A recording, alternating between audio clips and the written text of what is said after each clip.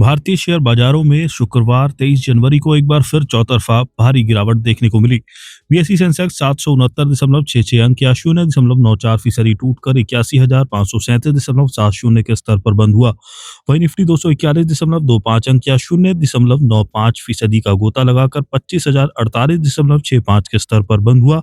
इस पूरे हफ्ते सेंसेक्स और निफ्टी में करीब 2.5% की गिरावट आई। छोटे और मझोले शेयरों में तो हाहाकार की स्थिति रही। बीएसई मिड कैप इंडेक्स 1.56% और बीएसई स्मॉल कैप इंडेक्स 2.19% की गिरावट के साथ बंद हुआ। सभी सेक्टर इंडेक्स भी लाल निशान में बंद हुए। यूटिलिटी और रियलिटी शेयरों के इंडेक्स 3% से भी अधिक टूट गए। वहीं पीएसयू बैंक, कैपिटल गुड्स और पावर शेयरों में इंडेक्स में 2% से अधिक की गिरावट दिखी। एक्सपर्ट्स का कहना है कि विदेशी संस्थागत निवेशकों यानी एफआईआईज की लगातार बिकवाली, कमजोर तिमाही नतीजे, रुपए में रिकॉर्ड गिरावट और ग्लोबल अनिश्चितताओं ने मिलकर निवेशकों के मनोबल को कमजोर बनाए रखा है। निफ्टी के 200 दिनों के मूविंग एवरेज के नीचे जाने से टेक्निकल आउटलुक भी कमजोर हुआ है। बीएसई में लिस्टेड कंपनियों का कुल मार्केट कैपिटलाइजेशन आज घटकर 451.60 लाख करोड़ रुपए पर पहुंच गया, जो इसके पिछले कारोबारी दिन 458.52 लाख करोड़ रुपए रहा था। इस तरह बीएसई में लिस्टेड कंपनियों का मार्केट कैप आज करीब 6.92 लाख करोड़ रुपए घटा है, या दूसरे शब्दों में कहें तो निवेशकों की संपत्ति में करीब 6.92 लाख करोड़ रुपए की गिरावट आई है। बीएसई सेंसेक्स के 30 में से 7 शेयर आज हरे निशान में यानी बढ़त के साथ बंद हुए। इसमें टेक महिंद्रा के शेयरों में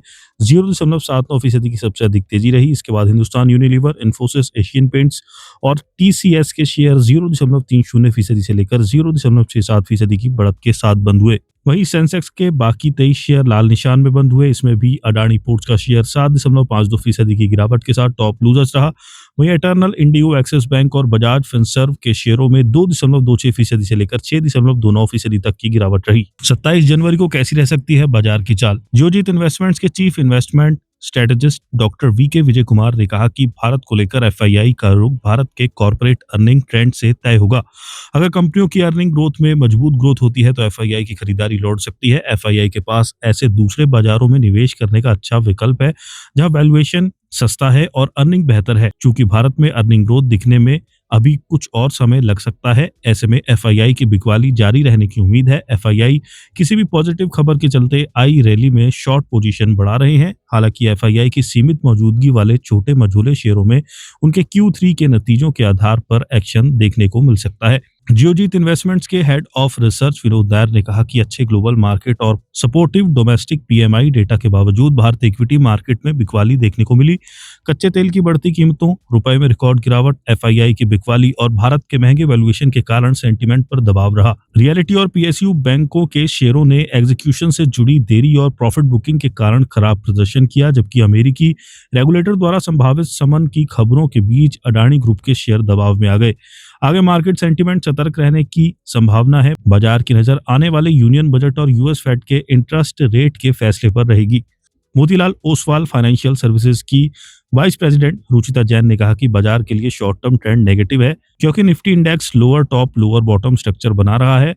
हाल की बिकवाली में भी मार्केट ग्रोथ काफी नेगेटिव रही है। निफ्टी के लिए तत्काल रेजिस्टेंस लेवल 25,400 पर आ गया है और जब तक इंडेक्स इसके नीचे ट्रेड करता रहेगा हमें गिरावट का ट्रेंड देखने को मिल सकता है। ट्रेडर्स को सलाह है कि जब तक ट्रेंड रिवर्सल के कोई संकेत ना दिखें तब तक सावधान रहें। एचडीएफसी सिक्योरिटीज में senior technical research analyst Nagaraj Shetty ने कहा कि पिछले सेशन में उछाल दिखाने के बाद शुक्रवार को निफ्टी में तेजी से गिरावट आई और ये 241 अंकों की गिरावट के साथ बंद हुआ। पॉजिटिव शुरुआत के बाद बाजार शुरुआती बढ़त को बनाए नहीं रख पाया और सेशन की शुरुआत से ही इसमें कमजोरी आने लगी। डेली चार्ट पर एक लॉन्ग बायर कैंडल बनी जो 25,400 के हालिया स्विंग हाई पर लोअर टॉप रिवर्सल पैटर्न बनाने के संकेत है। वीकली चार्ट पर निफ्टी ने पिछले हफ्ते के मामूली उछाल के बाद इस हफ्ते एक लॉन्ग बेयर कैंडल बनाई। कुल मिलाकर चार्ट पैटर्न नेगेटिव बना हुआ है और अगले हफ्ते तक निफ्टी के 24,900 के हालिया निचले स्तर से भी नीचे जाने की उम्मीद की जा सकती है।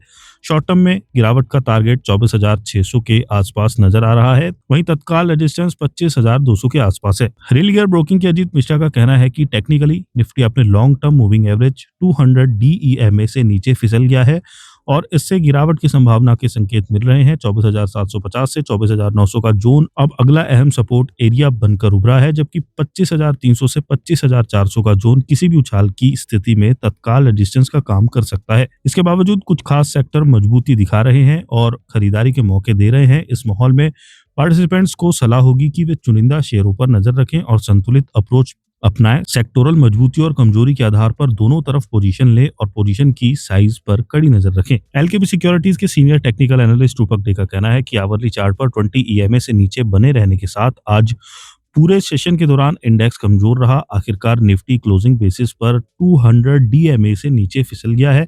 यह अहम लॉन्ग टर्म मूविंग एवरेज को बचाने की नाकाम कोशिश के बाद बुल द्वारा हार मानने का संकेत है। ऐसे में अब जब तक निफ्टी 25,500 से नीचे ट्रेड करता है तब तक शॉर्ट से मीडियम टर्म सेंटीमेंट कमजोर रहने की संभावना है। शॉर्ट टर्म में गिरावट 24,700 तक गिर सकती है।